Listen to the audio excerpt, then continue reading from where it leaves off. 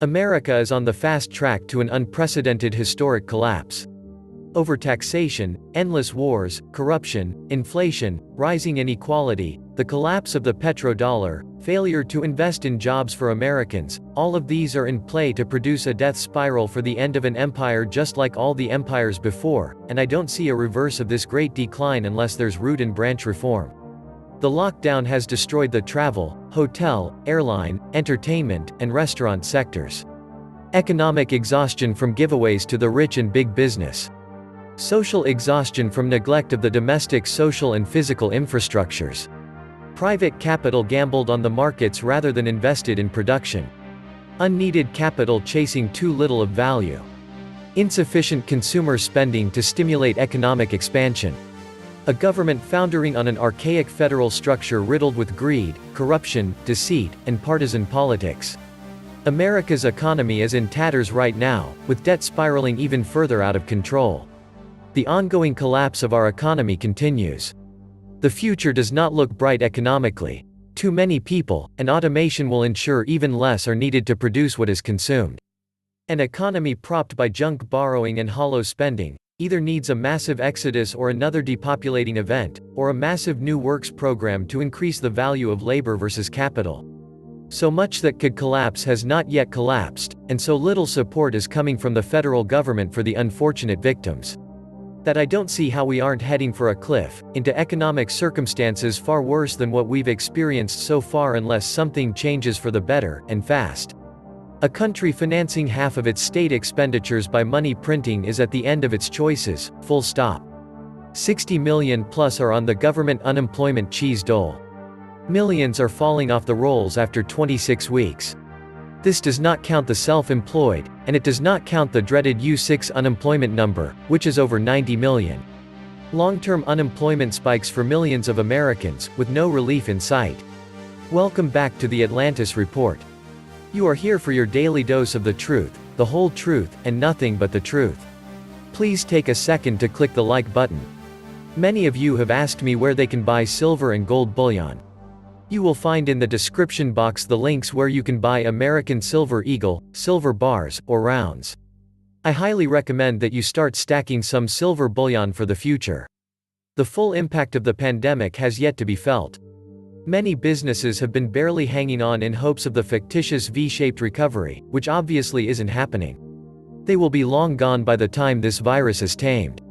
The question is, will the powers that hold America recognize the beckoning abyss before it's too late if, in fact, a reversal is even possible?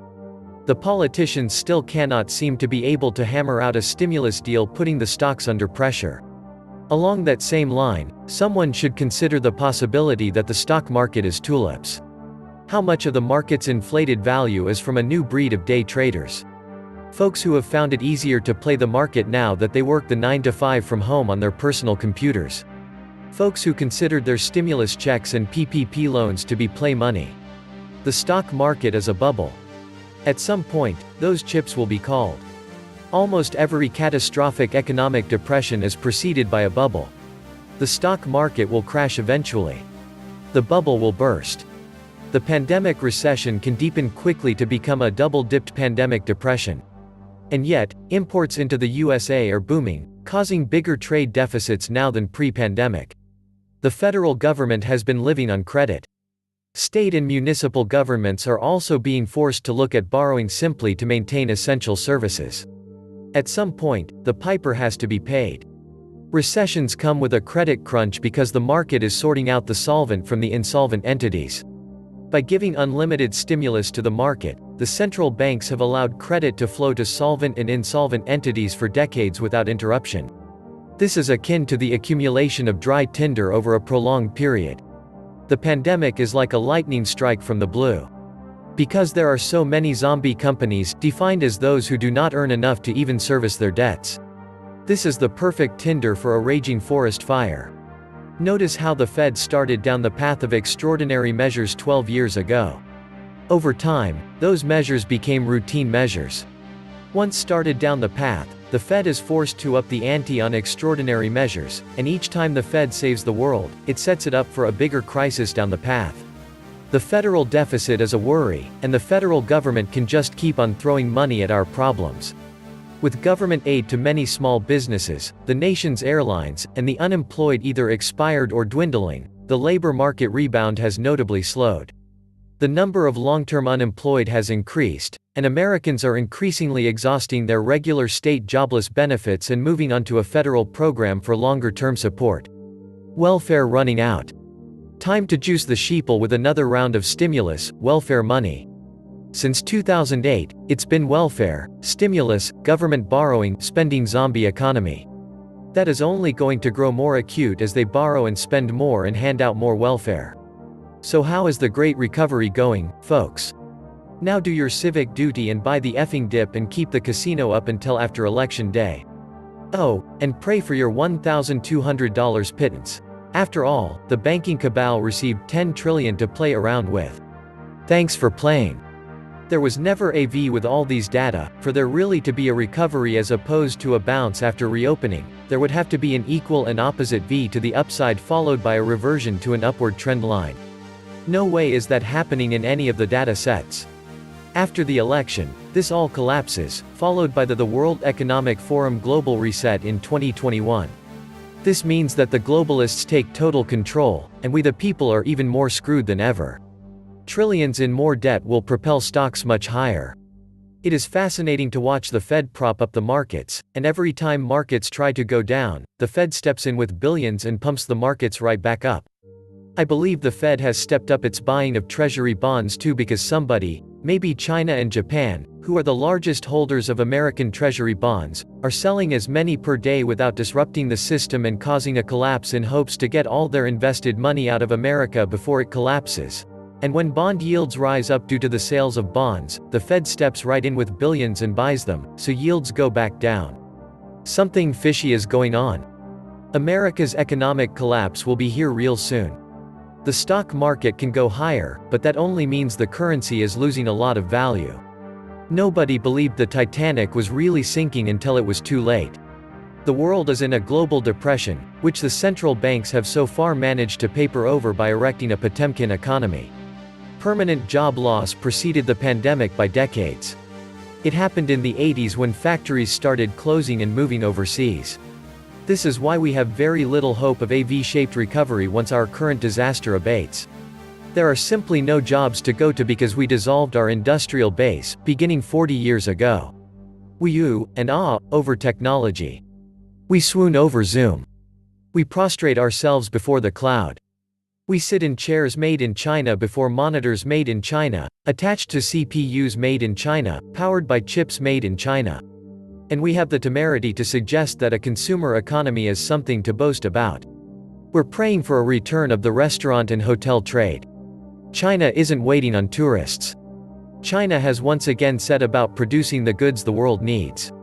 Any doubts about where there will be a V-shaped recovery? The super elite are the most stupid people in the world. They set up China as the world factory and put all the eggs in one basket. Instead, if they got the brains, America could have a diverse source of the supply chain from India, Southeast Asia, Taiwan, Africa, Mexico, and South America. These supply chain countries will own U.S. Treasury bonds in a well-distributed balanced global finance. By putting all eggs in one basket, which is China, the stupid super elite are just asking to be owned and destroyed by China. The elite predator class transported U.S. factories to China to make billions on wage arbitrage. The money is in the Cayman Islands, and the factories are in China. Western minds cannot understand that Chinese people are completely honest with their own families, but everyone else is to be taken advantage of, lied to, cheated, or whatever it takes to gain an advantage. This is rooted into the last 20 centuries of Chinese culture, and no piece of paper signed by anyone is going to change a scorpion into a butterfly. Complete disconnection from China's economy is the only answer. It's very unwise for a 100-pound person to try to rescue a drowning 300-pound person. They will just take you down with them. Germany retained deep manufacturing capability and arguably has the strongest Western economy. Is there a lesson there for the entire Western world and especially the USA, which has been exporting manufacturing to China in the last 20 years? The Third World as a model for America's future is not as far-fetched as it sounds. The flight of U.S. investment dollars overseas is also a classic feature of underdeveloped countries. In the absence of rigorous foreign exchange controls, wealth is moved to safer and more profitable offshore havens. This, not the supposed laziness of its people, is the main reason countries do not develop. In the era of globalization, all elites, including American ones, are comprador elites. Only draconian government intervention can arrest this decline. This was the Atlantis Report. Please like, share, leave me a comment, subscribe. And please take some time to subscribe to my backup channels. I do upload videos there too. You'll find the links in the description box. You will also find a PayPal link if you want to make a donation. Thank you wholeheartedly to all those of you who have already donated. Stay safe and healthy, friends.